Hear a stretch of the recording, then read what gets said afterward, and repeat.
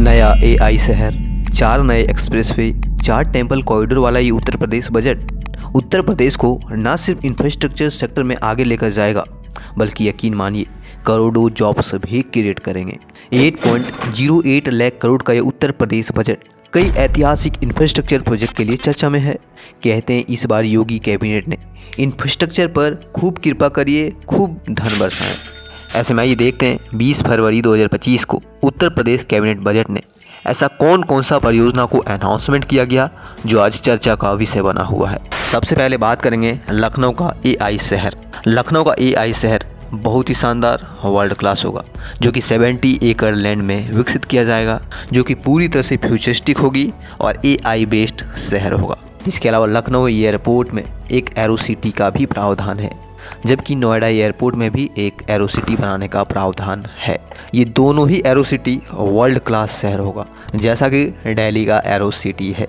अगर आप दिल्ली का एरो सिटी देखे होगे तो आपको मालूम पड़ेगा कि एरो सिटी होता क्या है। ये बहुत ही खूबसूरत, बहुत ही हाईटेक और वर्ल्ड क्लास के तर्ज पर ये दोनों एरो सिटी बनेंगे, जबकि ये नया एआई शहर भारत का पहला और बिल्कुल फ्रेश एआई सिटी होगा। इसके अलावा 4 नए एक्सप्रेसवे अनाउंसमेंट हुए हैं, जैसे कि विंध्याचल एक्सप्रेसवे जो इनिशियली 50 करोड़ रुपये अलॉट किए गए हैं। गंगा एक्सप्रेसवे का एक्सपेंशन होना है मेरठ तक, इसके लिए भी 50 करोड़ रुपये अलॉट हुए हैं। बुंदेलखंड रीवा एक्सप्रेसवे के लिए भी 50 करोड़ इनिशियली अनाउंस किए हैं। और चौथा जो है वो Lucknow Agra expressway to Ganga expressway, इसके लिए 900 करोड़ रुपये अलॉट हुए हैं। इसके अलावा नेक्स्ट हमारा है बांके बिहारी टेम्पल कॉरिडोर। यूँ तो बांके बिहारी टेम्पल कॉरिडोर बहुत पहले से चर्चा का एक विषय जरूर है, पर इस बार का बजट में भी 150 करोड़ रुपये अलॉट हुए हैं, चूँकि अब तक यहाँ पे किसी भी तरह की कंस्ट्रक्शन नहीं हो पाई है। बट इस बार का उत्तर प्रदेश बजट ये हमें यकीन दिलाता है कि इस बार ये बांके बिहारी टेम्पल कॉरिडोर बनकर ही रहेगा। ऐसे में देखना होगा 500 करोड़ की लागत से बनने वाला ये बांके बिहारी टेम्पल कॉरिडोर, जो कि बहुत ही सुंदर, भव्य और वर्ल्ड क्लास बनेगा। और इनिशियली इस बजट में 150 करोड़ रुपये अलॉट किए गए हैं और इस 150 करोड़ की लागत से यहाँ पे जल्द से जल्द काम शुरू करवाया जाएगा। वहीं इसके अलावा वृंदावन और मथुरा के बीच एक पूरा टेम्पल परिसर बनेगा, मतलब एक रोड बनेगा, बट उसके आसपास पूरी एक इकोनॉमी होगी जो बेसिकली भगवान श्री कृष्ण और हिंदू आस्था से जुड़ा हुआ रहेगा। वहीं विंध्याचल कॉरिडोर चूँकि आज की डेट में अंडर कंस्ट्रक्शन जरूर है और अपने अंतिम चरण पर भी है, पर उसके आसपास के एरिया को ब्यूटिफिकेशंस के लिए भी कहीं ना कहीं इस बार के बजट में अनाउंसमेंट हुआ है।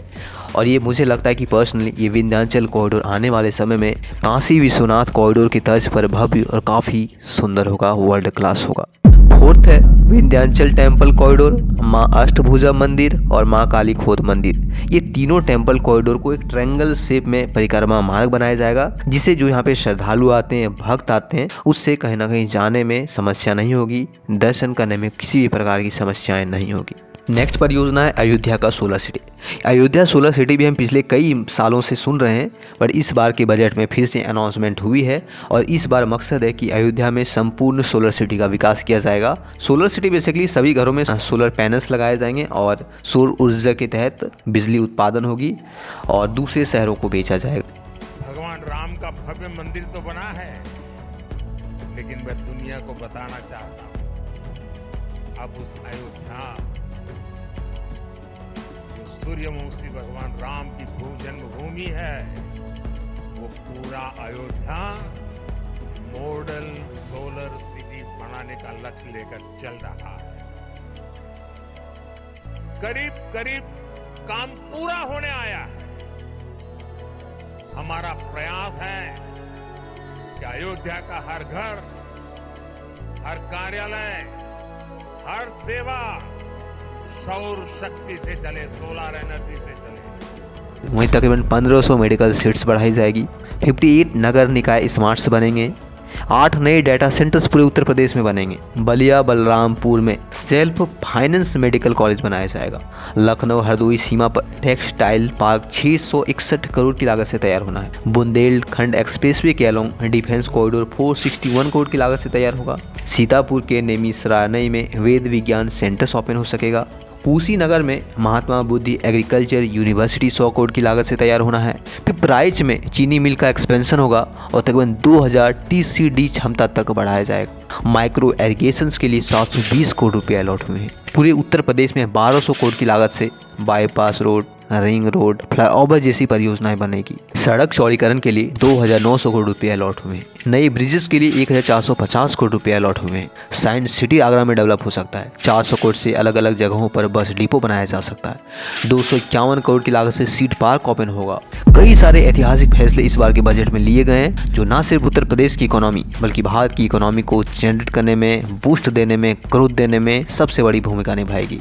ऐसे में आपका इस पर क्या ख्याल है, कमेंट में जरूर बताइएगा। पर हाँ, अगर मैं इसको संक्षेप में मैं आपको बताना चाहूँ तो मैं जरूर बताना चाहूँगा कि डेवलपमेंट्स के इस बार 22% पैसे अलॉट हुए हैं। 13% पैसे एजुकेशन सेक्टर्स को दिया गया है, 11% एग्रीकल्चर सेक्टर को दिया गया है और 6% हेल्थ केयर के लिए दिया गया है। मतलब ये सभी 4 अलग अलग सेक्टर्स जो हमारे लिए बहुत ही इंपॉर्टेंट है। एज ए ह्यूमन हमें सर्वाइव करने के लिए ये 4 बहुत ही इंपॉर्टेंट, डेवलपमेंट, एजुकेशन, एग्रीकल्चर और हेल्थ, और चारों में भर भर कर पैसे दिए गए हैं।